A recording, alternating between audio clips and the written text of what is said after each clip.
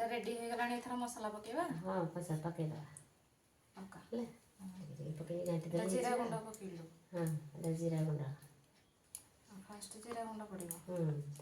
ଲେମ୍ବୁ ଖଟାରେ ତେଲ ନହେଲେ ଯେ ଅଏଲ୍ ଫ୍ରି। Oil free. ଏଇଟା ଗୋଟେ ଖଟା ଯେଉଁଥିରେ ତେଲ ପଡ଼ୁନି କିନ୍ତୁ ଟେଷ୍ଟି ହେଉଛି। ଲେମ୍ବୁ ଚୋପାରୁ ନ୍ୟାଚୁରାଲ ତେଲ ବାହାରୁଛି ନା।